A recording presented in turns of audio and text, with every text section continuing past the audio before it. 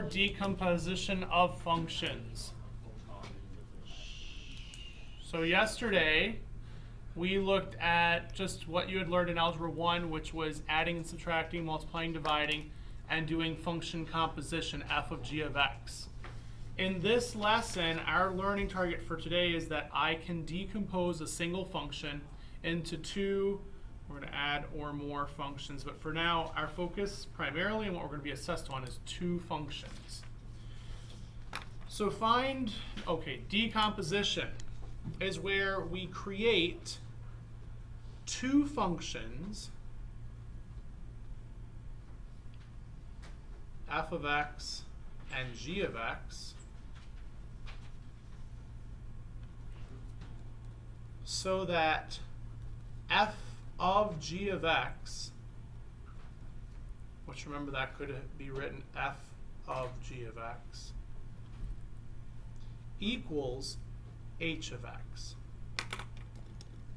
H of x is going to be the function that's given to you, okay? This is going to be the one that we're given. And our job is to create two functions that when I put g into f, h of x would be the resultant function. So that's what we call decomposition. Composition is, hey, I give you two functions and you do this to find what it becomes. Now I'm giving you this and asking you, give me two functions that could create this. So we're decomposing this function into two that build it. So it's very important that it's g that gets plugged into f, though, unless they write it differently. So for this one, it says, find two functions f of x and g of x such that h of x, which is the one they've given us, is f of g of x. Neither function may be the identity function f of x equals x. Basically, if I plug anything into f of x equals x, I'm going to get the function right back. So if I plug this into here, I'll get it right back. If I plug this into here, I'll get it right back. So that's too easy. They say they don't want you to use the identity function. So when I do this, I look and see what's the major operator that is happening in the function, and that's what I'm going to use to build f of x. So what's the major operation that you see in letter A? Who sees a major operator? Yeah, square root symbol. We've got the square root symbol.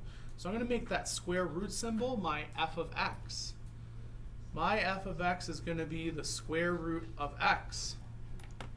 And my g of x is going to be what's inside that operator. X cubed minus 4. And so I'm doing this because my goal is, and the way that I can check it is that if I plug this in here, I get that function back. And so I'm going to check that by doing f of g of x. F was the square root of x. But instead of x,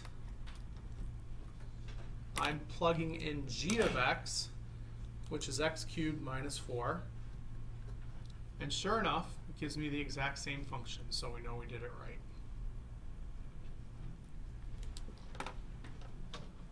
Any questions on that?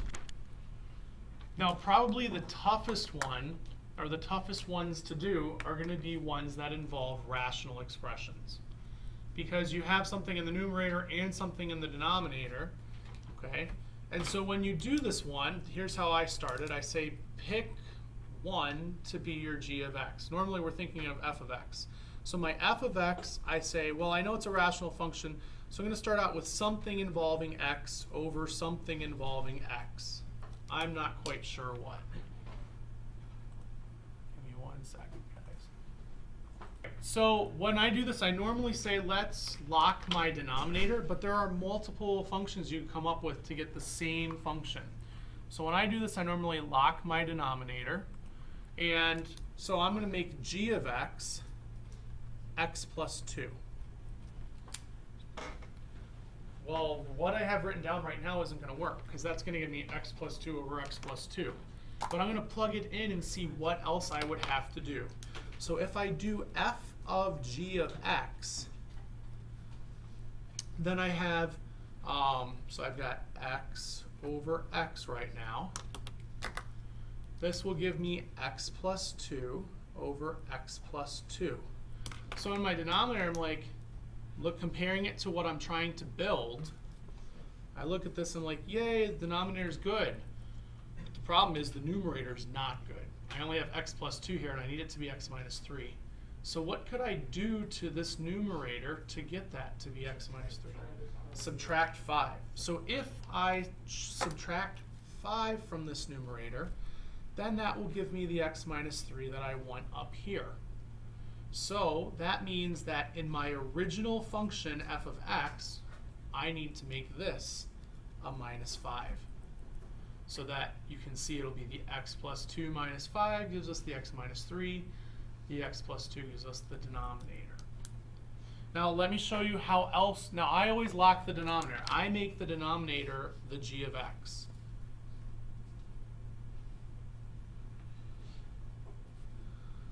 But that's not always what people do. Some people prefer to make the numerator. So if I had chosen to make my numerator g of x, and you don't have to write this down, then this is what, or this is h of x. Or no, I'm going to make my f of x x over x again. And this time I'm going to make my numerator the g of x. In this case, I have x over x. And so I've got x minus 3 over x minus 3. So when I look at the original function, I'm going, oh, cool, my denominator is all set. I'm happy there. Crud, my denominator is supposed to be plus 2. My numerator is good, but my denominator is not. So what do I have to do to make this plus 2? Add 5. So if I'm adding 5 to this to make it work, then I go back to f of x and say, well, you need a plus 5 down here. So there's more than one correct answer. There's other ways to get it to. I've seen people come up with all kinds of creative stuff. But the trick is to plug it back in to make sure that when you plug it in, it actually works. All right, we're going to take a look at letter C. And this is what type of function?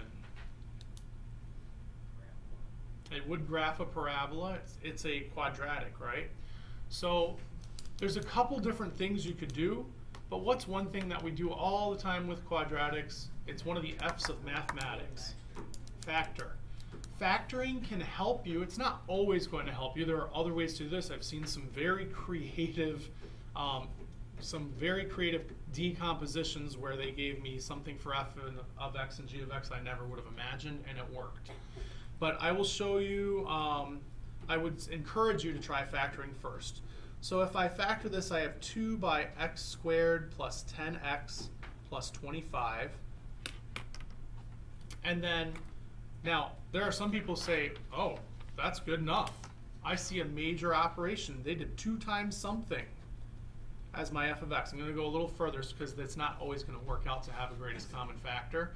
They'd be like, I'll just do 2 times that, and I'll make the g of x the stuff that's in those parentheses.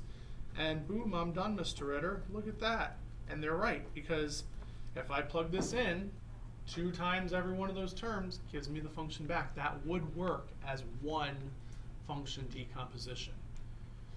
Now, unfortunately, all of our problems aren't going to have a greatest common factor. So for some of them, you're only going to have the x squared plus 10x plus 25. So I will take this a step further. If I were to factor this further, I'd still have the 2 out in front, but this is really x plus 5 by x plus 5, which can be written as x plus 5 squared. So now my major operator isn't the 2.